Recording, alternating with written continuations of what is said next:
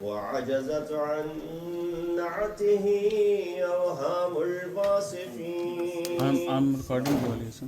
الحمد لله رب العالمين. الصلاة والسلام على أشرف الأنبياء والمرسلين خاتم النبيين أبي القاسم محمد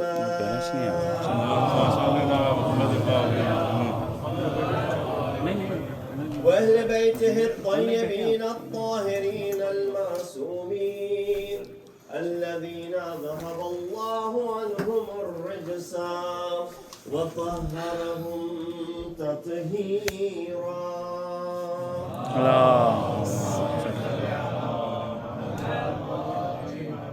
أما بعد فقد قال الله تبارك وتعالى وقوله الحق وهو أصدق القائلين.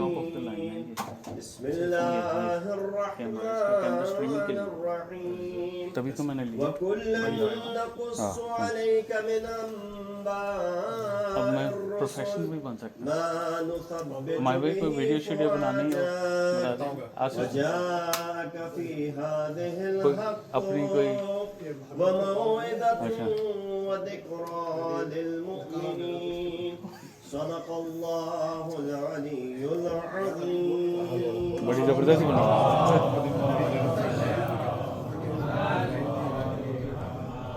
السلام علیکم ورحمۃ اللہ وبرکاتہ. پھر اٹیک کر دیے. کافی ہو چکا ہے اور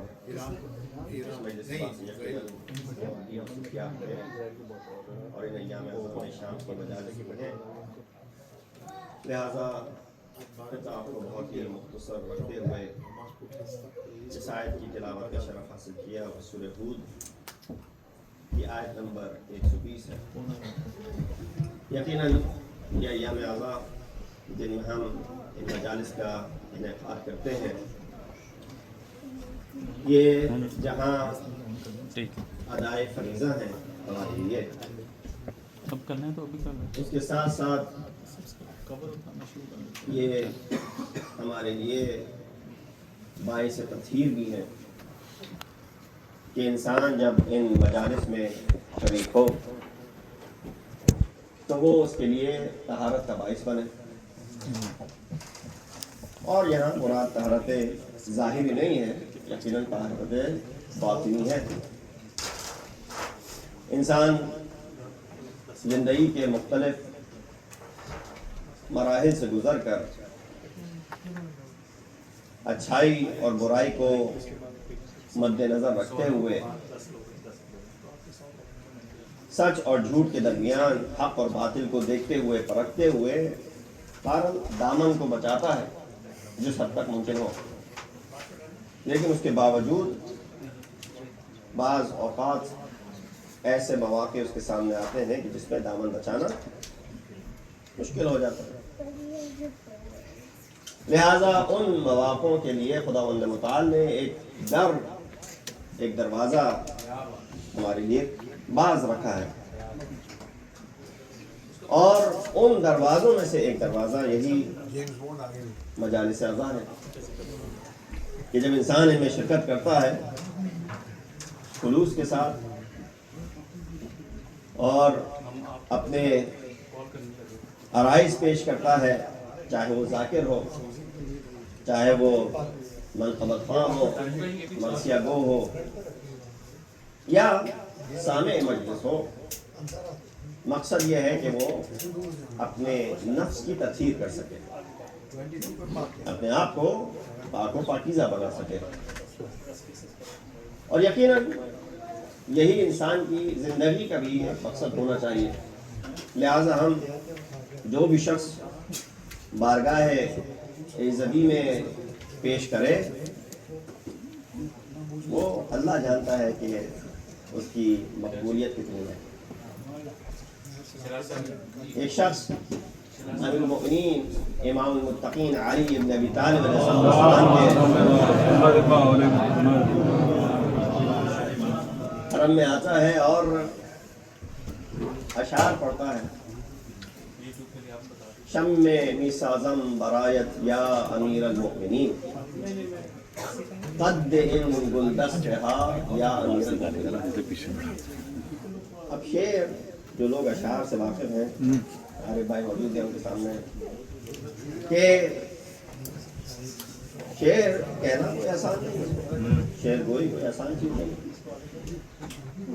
اور یہ فارسی کا شعر تھا، تو اس میں بڑی سمپل سی چیز کہ شم میں میسازم، شمع کہتے ہیں وہی شمع جو آپ کے یہاں، میسازم یعنی میں بناتا ہوں، برایت یا امیر المؤمنین، آپ کے لیے اے امیر المؤمنین. قد ان گلدستہا، گلدستہ جو ہوتا ہے پلر بھی جس کو کہتے ہیں، قد ان گلدستہا یا امیر المؤمنین، میں شمع بناتا ہوں آپ کے لیے امیر المؤمنین جس کا قد ان گلدستوں کے برابر ہو.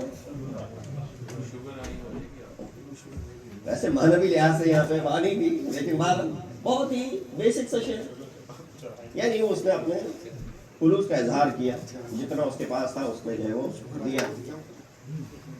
اب یہ ہے قبولیت، مقبولیت. کہتے ہیں کہ فوراً ان فانوسوں میں سے جو بہت گراں قدر تھے، ایک چیز ٹوٹ کے اس کے دامن میں آ گئی، اور یہ اس کی قبولیت کی دلیل تھی.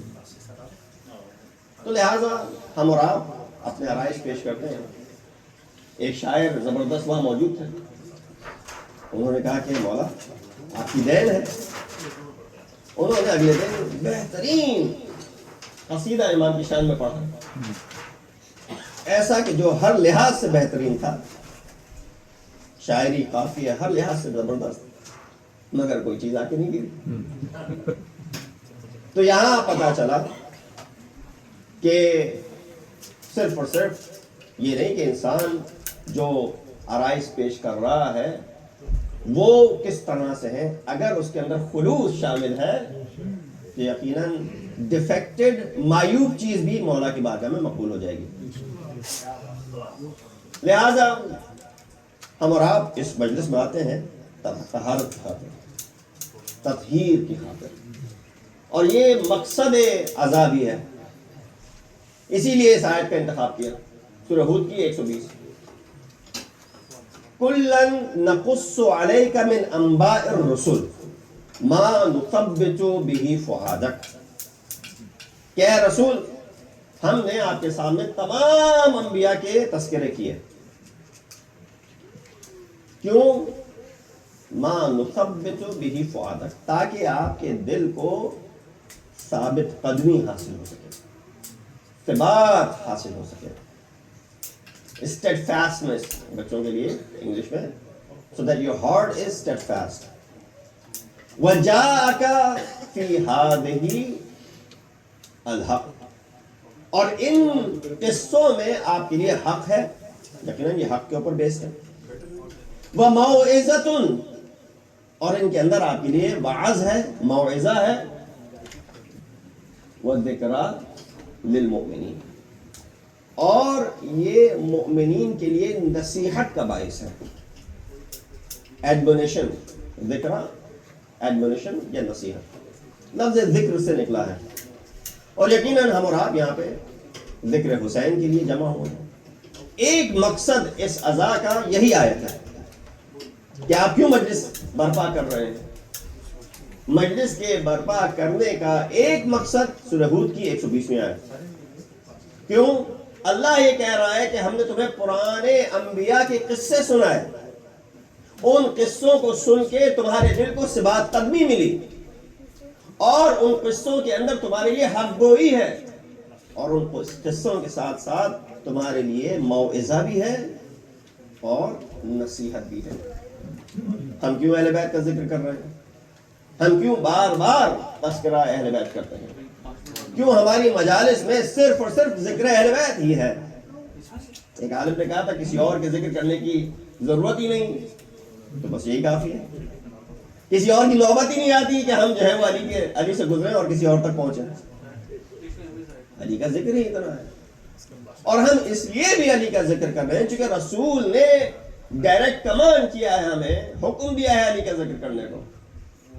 I'm sure سامعین میں سے اکثر نے اس روایت کو کئی بار سنا ہے اور جانتے بھی ہوں گے، لیکن مقصد خلقت انسان سورہ زاریات کی 56ویں آیت میں ہے. یہ آیت بھی آپ لوگوں کے سامنے ہے، وَمَا خَلَقْتُ الْجِنَّ وَالْإِنسَ إِلَّا لِيَعْبُدُونَ، کہ ہم نے جن و انس کو خلق نہیں کیا سوائے اس کے کہ وہ ہماری عبادت کریں. یعنی وجہ خلقت انسان کیا ہوا؟ عبادت. اب عبادت کو آپ نماز اور روزے تک محدود نہ کر دیں. اس مجلس میں آنا، اس فرش اعلیٰ کو بچھانا، یہ بھی عبادت ہے. اس سے بڑھ کے آپ کا اپنے گھر والوں کے ساتھ بیٹھ کے کھانا کھانا بھی عبادت ہے. آپ کا حق حلال کمانا بھی عبادت ہے. اور جہاں جہاں زندگی میں پریشانیاں لاحق ہوں ادھر اپنی طہارت کرنا بھی عبادت ہے. تو اس مجلس میں آنے سے طہارت جسمانی نہیں، طہارت ظاہری نہیں بلکہ باطنی آپ کو حاصل ہو رہی ہے. دل آپ کا جو ہے وہ پاک ہو رہا ہے. کیوں؟ پاک ہستیوں کے تذکروں کو سنیں گے تو کیا پاک نہ ہوگا؟ جو پاک ہستیاں ہیں جب ان کا ذکر آپ کے سامنے ہوگا تو یقیناً خود بخود پاکیزگی آتی جائے گی. لہذا ایک عرصے سے ہم ان پاک ہستیوں کا تذکرہ سن رہے ہیں. ہم حسین ابن علی کا ذکر کرتے آ رہے ہیں. ہونا تو یہ چاہیے تھا کہ وہ ساری صفات جو حسین کی بیان ہو چکی ہیں وہ ہم میں رونما ہو چکی ہوتی ہیں. اس درجے تک نہیں، لیکن وہ امام معصوم ہے، مگر ان کی صفات کو بار بار سن کے وہ صفات ہمارے اندر بھی موجود ہونی چاہیے. اور ہونا تو یہ چاہیے تھا کہ چونکہ یزید کا ذکر بھی آتا ہے ان مجالس میں لعنت کی خاطر، تو وہ جو رذائل انسانی ہیں وہ سب کے سب ہم سے دور ہو چکے ہوتے ہیں. یعنی وہ فضائل سب ہم تک آ چکے ہوتے اور وہ سارے رذائل ہم سے دور ہو چکے ہوتے ہیں. فضائل موجود ہوں اور رذائل دور ہو جائیں. لیکن عجیب نہیں ہے، 1400 صدیاں گزر گئے، 14 قرن گزر گئے، 1400 سال گزر گئے، بار بار یہ تذکرہ ہوا اور ہر سال ماشاءاللہ عزا میں اضافہ ہو رہا ہے، مجالس بڑھ رہی ہیں، حسین کا ذکر کم نہیں ہو رہا، دنیا کے ہر گوشے میں ذکر حسین ہو رہا ہے. اور اب ہم اس دور سے گزر رہے ہیں کہ آپ کو کہیں جانے کی ضرورت نہیں ہے اور آپ ذکر حسین سن سکتے ہیں. لیکن اس کے باوجود یہ فضائل حسینی ہمارے دل، ہمارے کانوں سے اتر کے دل تک کیوں نہیں پہنچ رہے، اور وہ رذائل یزیدی ہمارے دل سے نکل کے باہر کیوں نہیں جا رہے. انسان کے اوپر بار بار ایک چیز کو پڑھا جائے، بولا جائے، قطرہ قطرہ می شود دریا، اسی لیے کہا جاتا ہے کہ فذکر ان الذکر تنفع المؤمنین، بار بار یاد کراؤ. کیوں؟ بار بار ایک چیز کو ریپیٹ کرنے سے مومنین کے اس میں اضافہ ہی ہوگا، نفع پہنچائے گی وہ بات بار بار. ریپیٹیشن کو جگہوں پہ لازمی ہے، جیسے ذکر حسینی میں ریپیٹیشن لازمی ہے. کیوں؟ اس لیے کہ ہم اس کو عبادت کے طور پر انجام دیتے ہیں. سب سے بیسک ترین عبادت آپ کون سی انجام دیتے ہیں دن میں 5 مرتبہ؟ نماز. کبھی آپ نے کہا کہ بھائی فجر کی یوں ہونی چاہیے تھی، ظہر کی یوں ہونی چاہیے تھی، مغرب کی یوں ہونی چاہیے تھی، عشاء کی یوں ہونی چاہیے تھی؟ مثلا فجر میں ہم جو ہے وہ دعائے قبیل پڑھ لیتے ہیں، ظہر میں ہم جو ہے مثلا دعائے مشہور پڑھ لیتے ہیں، مغرب میں مثلا ہم جو ہے وہ دعائے فلاں پڑھ لیتے ہیں. قرآن ہی کی آیتیں پڑھنا ضروری کیوں ہے؟ یا مثلا کچھ طور طریقہ تبدیل کر لیتے ہیں. ہر روز اسی طریقے سے آپ نماز پڑھ رہے ہیں، وہی فجر کی 2 رکعت، اسی طریقے سے آپ تکبیر کہتے ہیں، اسی طریقے سے آپ نیت کرتے ہیں، اسی طریقے سے آپ سورہ پڑھتے ہیں، اسی طریقے سے آپ رکوع کرتے ہیں، ویسے ہی سجود کرتے ہیں، ویسے ہی تشہد پڑھتے ہیں، ویسے ہی سلام پڑھتے ہیں، ویسے ہی آپ خیال رکھتے ہیں ترتیب اور موالات کا. یہ نا والی بات ہے. کبھی کسی نے کہا کہ بھئی نماز میں کچھ چینج لے کے آؤ، نماز بھی تھوڑی سی ڈائنامک ہو جائے, انوویشن ہو اس میں. جس طرح ہم اور آپ نماز اور دیگر عبادات میں انوویشن کو برداشت نہیں کر سکتے, ویسے ہی ہم اس خالص عبادت میں بھی انوویشن کو برداشت نہیں کر سکتے. تو لہذا جب آپ نماز اور روزے اور حج اور زکوٰۃ اور دیگر واجبات میں کسی بھی قسم کی انوویشن کو راہ نہیں دے سکتے, ویسے آپ اس اعضاء میں بھی کسی بھی انوویشن کو جگہ نہ دیں, آنے سے روکیں. کیوں؟ وہ اگر اس کا خلوص ختم ہو جائے گا, اس کی اصالت چلی جائے گی, تو ممکن ہے کہ وہ پھر انسان کی تطہیر کا باعث نہ بنے, تطہیر نہ ہو. ہم اور آپ آ رہے تھے یہاں پہ طہارت قلبی کی خاطر, آئے تھے یہاں پہ عقیدہ سدھارنے کے لیے, پتہ چلا یہاں سے گئے تو عقیدہ ہی بگڑ گیا. صلوات بھیجی محمد. نعرہ حیدری. تو کیوں کرتے ہیں ذکر؟ صرف ایک جملہ کہہ کے آگے بڑھ جاؤ. اور چونکہ میں نے کہا تھا اختصار سے کام لوں گا, تو اختصار ہی سے کام لوں گا. اس لیے کرتے ہیں ذکر کہ اللہ نے ہم اور آپ کو خلق کیا ہے عبادت کے لیے. آپ نے عبادت کے لیے کیا نا. آپ اس کو اگر کہہ بھی دیں تو ایک مستحب عبادت ہے. کیسے پروف کریں گے؟ تو وہ روایت آپ کے سامنے. زینوا مجالسکم بذکر علی بن ابی طالب, کہ اپنی مجالس کو زینت بخشو علی کے ذکر سے. اور چونکہ رسول جانتے تھے اگلے دور کا مسلمان ہر چیز کے اوپر کوشچن کرے گا کہ وہ تو مر گئے, ختم ہو گئے, اب ان کا ذکر کرنے کی کیا ضرورت ہے. تو رسول نے اس کو آگے بڑھا دیا. کیوں؟ فَإِنَّ ذِكْرَهُ ذِكْرِي, کہ جب تم علی کا ذکر کرو گے تو تم گویا میرا ذکر کرو گے. ابھی بھی رسول جانتے تھے کہ کچھ ایسے اور آئیں گے اگلے دور میں کہ جو رسول کے ذکر کو بھی کچھ نہیں مانیں گے, کہ رسول بھی مر گئے, دفن ہو گئے, ختم ہو گئے, اب وہ کچھ نہیں کر سکتے. تو کہا فَإِنَّ ذِكْرِي ذِكْرُ اللَّهِ, کیونکہ جب تم میرا ذکر کرو گے تو گویا تم نے خدا کا ذکر کیا. وَذِكْرُ اللَّهِ عِبَادَةٌ, اور اللہ کا ذکر عین عبادت ہے. لہذا پتہ چلا علی کا ذکر بھی خدا کا ذکر ہے اور علی کا ذکر بھی عبادت ہے. لہذا اس ذکر کو ہم عبادت کی نیت سے انجام دیتے ہیں.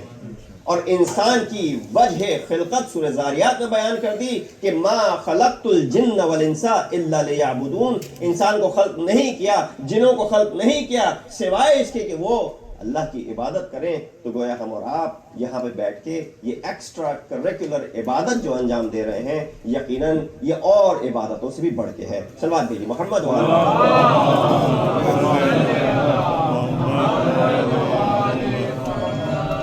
اسی پہلی آیت کے اندر بہت کلام ہے, لیکن 5 چیزیں پیش کرنی تھیں. پہلی جو اس آیت کے اندر موجود ہے سورہ ہود کی 120. کیوں ہم ذکر کر رہے ہیں؟ اس لیے کہ ذکر پرانی ہستیوں کا انسان ساز ہوتا ہے. انسان بنانے میں, انسان سازی میں پرانوں کا ذکر کرنا پڑے گا آپ کو. قرآن کہہ رہا ہے رسول کو انسان سازی کی ضرورت نہیں ہے, لیکن اس کے باوجود اللہ پرانے نبیوں کا تذکرہ کر رہا ہے کہ وہ جو رسول کا بشری عنصر ہے, کہ جس میں رسول کبھی کبھی غم زدہ ہو جاتے ہیں, تو ان کو پرانے انبیاء کے تذکرے کر کے ان کے دل کو سماعت قلبی دے دیں. اور لیکن ہمارے لیے اس کے اندر موعظہ موجود ہے, ہم اس سے عبرت حاصل کریں اور ہم اس سے نصیحت لیں تاکہ ہم اس مسٹیک کو دوبارہ انجام نہ دیں. دوسرا جو وجہ ہے ہماری اس عبادت کو انجام دینے کی, وہ یہ ہے کہ ہم نے ایک وعدہ کیا ہے رسول کے ساتھ, اور وہ وعدہ مستحب وعدہ نہیں ہے بلکہ واجب وعدہ ہے.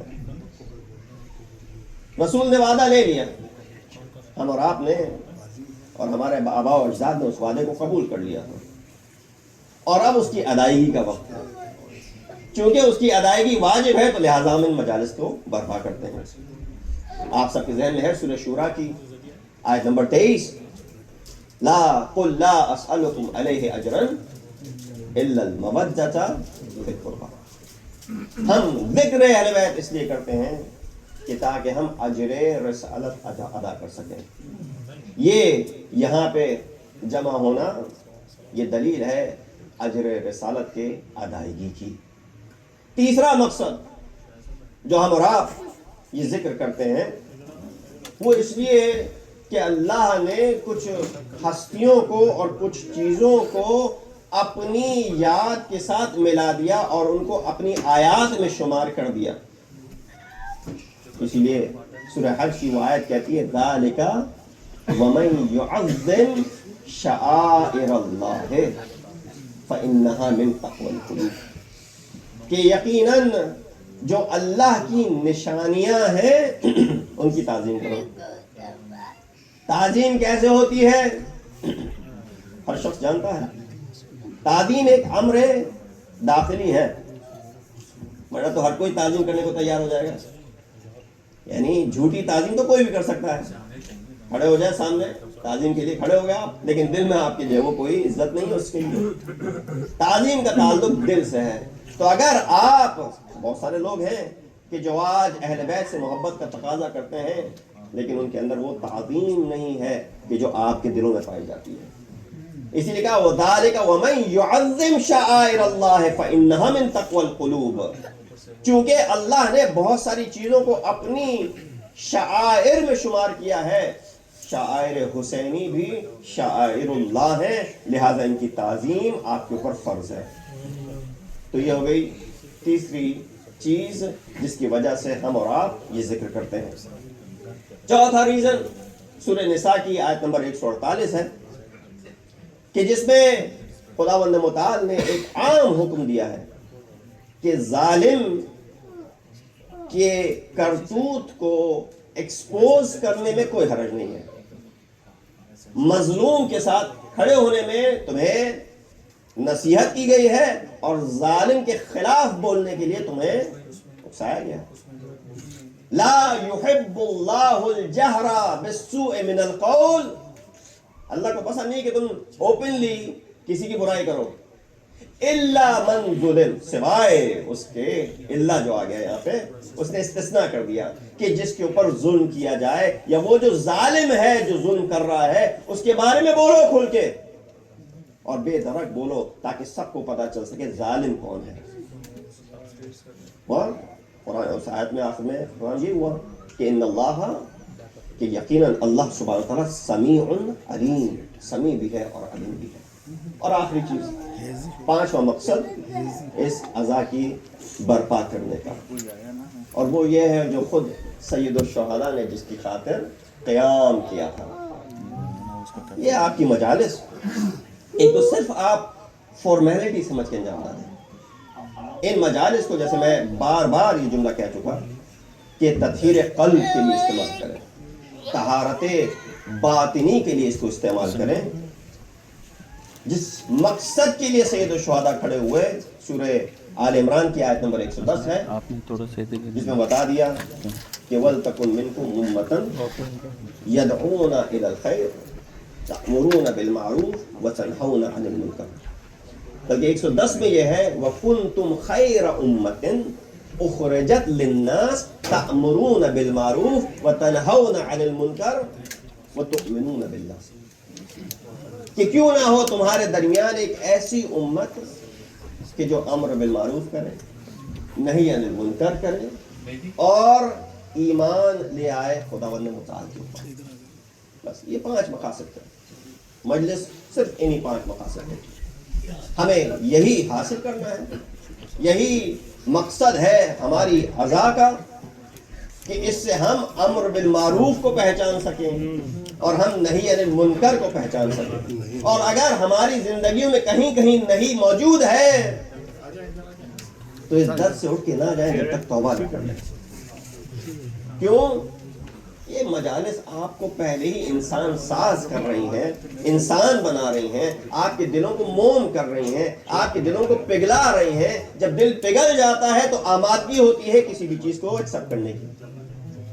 کبھی کبھی انسان کی انا بیچ میں آ جاتی ہے کہ میں توبہ نہیں کر سکتا، توبہ نہیں کر سکتا۔ کہا کہ توبہ کردن در جوانی شیوائے پیغمبری، کہ جوانی میں اگر آپ توبہ کریں گے تو وہ پیغمبروں کا شیوہ اور طریقہ ہے. وقت پیری گرگ ظالم می شبت پرہیزگار. بڑھاپے میں آ کے تو ایک بھیڑیا بھی جو ہے وہ پرہیزگار ہو جاتا ہے. تو اگر توبہ ہی کرنی ہے تو جوانی کے اندر اس توبہ کو نکال دو. صلوات بھیجیے محمد.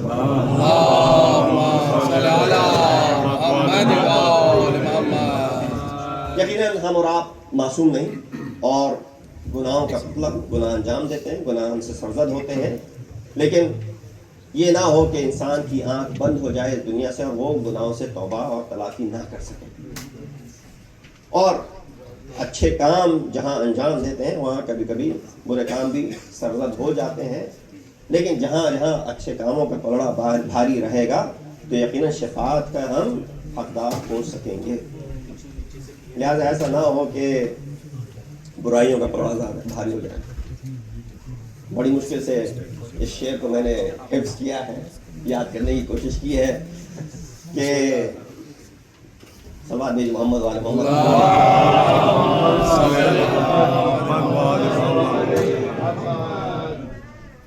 کہ رند کے رند رہے ہاتھ سے جنت نہ لے جائے. پہلا جملہ چھوڑ دیا میں نے کہ رند کے رند رہے ہاتھ سے جنت نہ لے جائے. یعنی انسان اتنے گناہوں میں ملوث ہو جائے اور صبح ہو تو اٹھتے ہی جو توبہ کر لے تاکہ دین بھی ساتھ رہے اور دنیا بھی ساتھ رہے. بہرحال کلام بہت ہے ان چیزوں میں. اس ہستی کا تذکرہ ہے کہ جو سفارت حسینی کے وظائف کو انجام دینے کے لیے نکلا تھا. در حقیقت کربلا کا پہلا شہید ہی مسلم ابن عقیل. مسلم ابن عقیل جن کی شہادت آپ 9 ذی الحجہ کو مناتے ہیں, یوم عرفہ کے دن ان کی شہادت واقع ہوئی. وہ ذات ہے کہ جس کو امام عالی مقام نے اپنا ثقہ کہہ کے متعارف کرایا ہے. ھذا ثقتی, اے کوفے والوں یہ میرے ثقہ ہے جس کے اوپر مجھے یقین ہے, ٹرسٹ ہے, اس کو میں تمہارے درمیان بھیج رہا ہوں. واقعات آپ کے سامنے ہیں. امام علیہ السلام کو جب خطوط آنا شروع ہوئے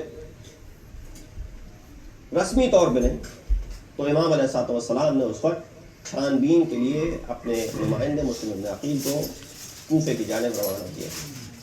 15 رمضان سن 60 ہجری میں مسلم ابن عقیل کوفے کا رخ کرتے ہیں, مدینہ سے گزرتے ہوئے کوفے کی طرف جاتے ہیں اور شوال کی ابتدائی تاریخوں میں کوفہ پہنچتے ہیں اور امام کی دی گئی انسٹرکشنز کی بیسس پہ وہ مختار ثقفی کے گھر میں قیام کرتے ہیں. اور جیسے ہی کوفے والوں کو حسین کے سفیر کے آنے کی خبر ملتی ہے جوق در جوق لوگ زیارت کے لیے پہنچتے ہیں. لوگ آتے تھے, مسلم رسول نواس رسول کا خط پڑھ کے سناتے تھے. بہت سارے لوگ اشتیاق میں شوق میں امام کی زیارت کے لیے رو پڑتے تھے کہ یہ امام کے الفاظ ہیں, امام نے ہمارے لیے یہ الفاظ لکھ کے بھیجے ہیں. جب سب نے وہ الفاظ سن لیے تو کچھ لوگوں نے اظہار عقیدت کیا. ان میں سے ایک شخص ہے عابس جو آگے بڑھتا ہے اور کہتا ہے مولا میں کسی اور کے لیے تو نہیں بول سکتا, لیکن میں گواہی دیتا ہوں کہ جب تک میری سانسیں ہیں ایک ایک سانس حسین ابن علی کے لیے رکھیں گی اور جان نچھاور کر دوں گا. فوراً حبیب ابن مظاہر کھڑے ہوتے ہیں, وہ بھی انہی الفاظ کو دہراتے ہیں اور دیگر افراد جو وہاں موجود تھے. جب مسلم ابن عقیل نے دیکھا کہ اتنا اچھا جواب ملا ہے لوگوں سے, کوفے والوں سے, تو انہوں نے بغیر کسی تمیز کے فوراً ایک خط روانہ کیا انہی عابس اور قیس ابن مسحر کے ہاتھوں کہ فوراً جاؤ مولا تک یہ خط پہنچا دو. اس خط کا عنوان یہ تھا کہ مولا یہاں مکمل آمادگی ہے, آپ وقت تلف کیے بغیر فوراً کوفہ آ جائیے. بس امام کو یہ خط پہنچنا تھا. امام کو ادھر سے تیاری کی امام نے اپنی. ادھر مسلم ابن عقیل جب 18,000 کے قریب لوگوں نے ان کے ہاتھ پہ بیعت کی اور کئی دنوں تک یہ بیعت جاری رہی, کوفے والوں نے یزید کو یہ پیغام پہنچایا کہ والی کوفہ بہت ہی ڈھیلا آدمی ہے اور وہ مسلم کو یہ سب کام انجام دینے کی اجازت دے رہا ہے. تو اس نے فوراً محمد ابن اشعث کو ابن زیاد کو کہلا بھیجا کہ فوراً ابن زیاد آئے. نعمان کو فوراً معزول کیا اور ابن زیاد کو فوراً بصرے سے بلایا. ابن زیاد ملعون 50 لوگوں کو لے کے یا کچھ روایت میں 500 لوگوں کو ساتھ لے کے بصرے سے کوفہ پہنچتا ہے. رات کی تاریکی میں پہنچنے کے بعد سے اس نے مسلم ابن عقیل کو ڈھونڈنا شروع کیا. جیسے ہی پتہ چلا ہانی ابن عروہ کے گھر پہ ہیں، پتہ چلا کہ مختار ثقفی کے گھر پہ ہیں، فوراً مسلم ہانی کے گھر پہ چلے جاتے ہیں. مختار کو گرفتار کر لیا جاتا ہے. جب پتہ چلا ہانی کے گھر پہ ہیں تو ہانی کو بھی گرفتار کر لیا جاتا ہے. ہانی ابن عروہ کے اوپر مظالم کیے جاتے ہیں، یہاں تک کہ ان کو بھی شہید کر دیا جاتا ہے. ادھر قاضی شریح کا کردار سامنے آتا ہے. ہانی کوئی عام شخصیت نہیں تھی. ان کے ساتھ 4000 پیادہ اور 4000 گھڑ سوار اور 8000 پیادہ سپاہی ہمیشہ ساتھ ہوتے تھے. لیکن اس کے باوجود ہانی کی جب شہادت کی خبر نکلتی ہے تو ابن زیاد کے سامنے وہ فوج کھڑی تھی. قاضی شریح کو استعمال کیا ابن زیاد نے. جاؤ کہہ دو ان لوگوں سے تم قاضی ہو، تمہاری بات پہ یقین کریں گے کہ ہانی ابھی زندہ ہے. اس نے آ کے جھوٹی گواہی دی، لوگ پیچھے ہٹ گئے. اگر وہ گواہی نہ دیتا تو ہانی کے لوگ یقیناً بچا لیتے، لیکن ایسا منظور نہ تھا. مسلم ابن عقیل جن کے ہاتھ پہ یہ بیعتیں ہو رہی تھیں، ابن زیاد نے ایک ایک گھر پہ جا کے وہ پیغام پہنچانا شروع کر دیا کہ اگر تم لوگ پیچھے نہیں ہٹے مسلم کی بیعت سے تو تمہارے گھر میں آگ لگا دی جائے گی، تمہارے سہاگ کو اجاڑ دیا جائے گا، تمہارے بچوں کو مار دیا جائے گا. ایک قافلہ آ رہا ہے شام سے جو اسی کام کے لیے بھیجا گیا ہے. بس ہونا کیا تھا، گھر کی جو خواتین تھیں انہوں نے اپنے بچوں کو روک لیا، جو بیویاں تھیں انہوں نے اپنے شوہروں کو روک لیا اور کہا کہ اب جانے کی ضرورت نہیں ہے. اپنے ہتھیار کو ابن زیاد کو دے دیا. اس کے عوض بہت سو نے انعامات بھی دے دیے. بس یہ وقت آتا ہے، کہتے ہیں کہ مسلم ابن عقیل جہاں 18,000 ساتھ تھے، وہ شب آتی ہے ایسی مصیبت کی شب کہ ان کے پیچھے 30 لوگ کھڑے رہ گئے. عشاء کی نماز ختم کی، مڑ کے دیکھا تو کوئی نظر نہ آیا. اب یہ مسلم وہ مسلم کون ہے؟ یہ عقیل کے فرزند ہیں، علی کے داماد ہیں. اس طریقے سے مسلم تک و تنہا رہ جاتے ہیں. اس کوفے میں، کوفے کی گلیوں میں مسلم گھوم رہے ہیں، جا رہے ہیں، لیکن کوئی ٹھکانہ نہیں ہے. بس ایک مقام پہ آ کے اس اندھیری گلی میں مڑ کے دیکھتے ہیں تو کوئی نظر نہیں آتا ہے. عجب غربت ہے، عجب غریب الوطن ہے مسلم ابن عقیل کہ ایک دفعہ پہنچتے ہیں ایک گھر کے سامنے. پیاس کی شدت ہے، اتنے سارے میزبان تھے کچھ دنوں پہلے، اب کوئی میزبان باقی نہ رہا. ایک عورت دروازہ کھولتی ہے جو اپنے بیٹے کا انتظار کر رہی تھی. اس کا نام روایتوں میں طوعہ بیان کیا جاتا ہے. وہ کہتی ہے مسلم کو دیکھ کے کہ آپ کو کچھ چاہیے، تو مسلم پانی کا تقاضا کرتے ہیں. وہ مومنہ پانی دے دیتی ہے، پانی پی لیتے ہیں مسلم. اس کے بعد سے کہتی ہے آپ جائیے اپنے گھر، میرے گھر کے سامنے بیٹھنا ٹھیک نہیں ہے، مناسب نہیں ہے. مسلم جانتے تھے مگر جاتے تو کہاں جاتے، وہیں بیٹھے رہے. اس معظمہ نے دوبارہ پوچھا کہ آپ اپنے گھر کیوں نہیں جاتے ہیں، اپنے بیوی بچوں کے پاس چلے جائیے. ایک دفعہ مسلم نے حسرت بھری نگاہوں سے دیکھا، کہا میرے بیوی بچے یہاں نہیں ہیں، میرا کوئی گھر یہاں پہ نہیں ہے.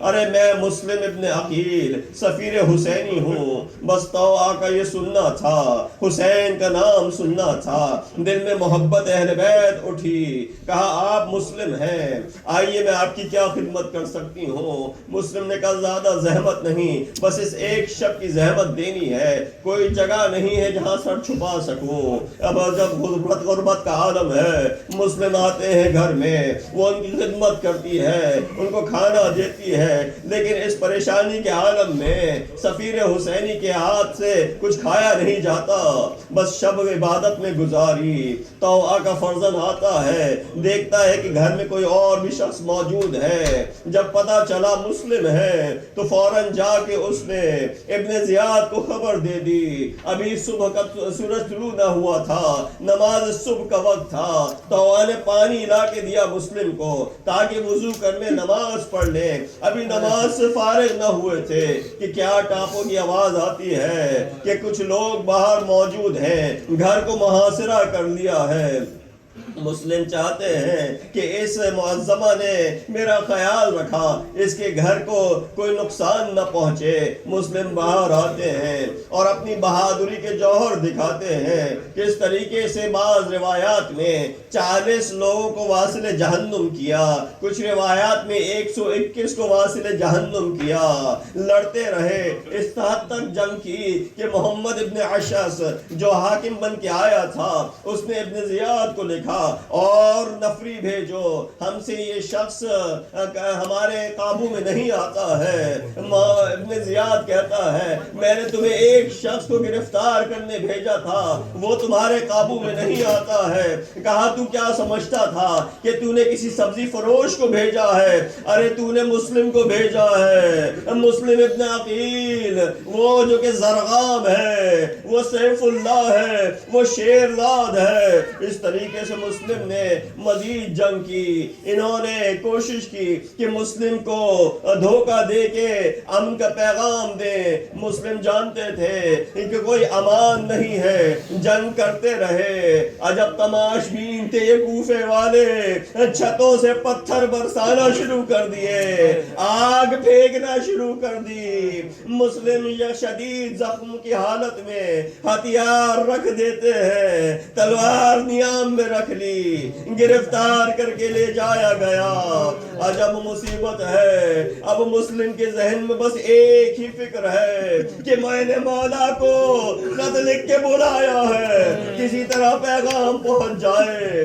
بس مسلم کو گرفتار کیا گیا۔ پسر سعد موجود ہے دار الامارہ میں۔ امام سعد سے مسلم کہتے ہیں کہ میں جب سے کوفہ آیا ہوں 700 درہم کا مقروض ہوں، میری زرہ بیچ کے میرے قرض کو ادا کر دینا۔ دوسری وصیت یہ ہے کہ میرے مولا میرے آقا کو یہ پیغام پہنچا دو کہ اب یہاں آنے کی ضرورت نہیں ہے۔ اور تیسری چیز یہ ہے کہ مجھ کو دفن کر دینا ابن زیاد سے لے کے۔ مسلم جانتے ہیں کہ یہ لوگ تدفین تک نہ کریں گے۔ اجرکم علی اللہ، مگر کسی بھی وصیت پہ عمل نہ کیا۔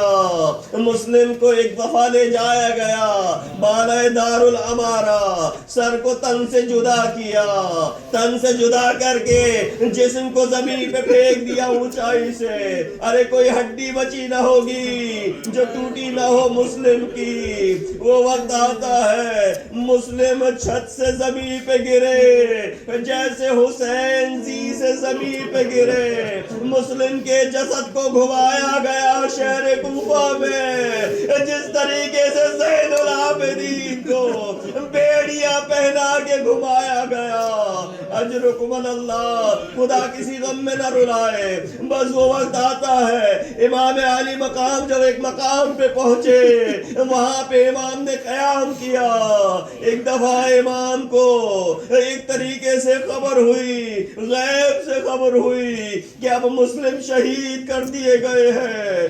امام نے مسلم کی بیٹی کو بلایا، اپنے خیمے میں بلا کے اس کے سر پہ دست شفقت رکھا۔ بیٹی سمجھدار تھی، بچی سمجھدار تھی۔ کہا مولا آپ نے ایسے ہاتھ رکھا جیسے یتیموں کے سر پہ ہاتھ رکھتے ہیں۔ امام نے کہا ہاں بیٹی، تمہارے بابا شہید کر دیے گئے، ارے اب تم یتیم ہو، لیکن جان لو جب تک حسین زندہ ہے تمہیں یتیمی کا احساس نہ ہوگا۔ کیا حسین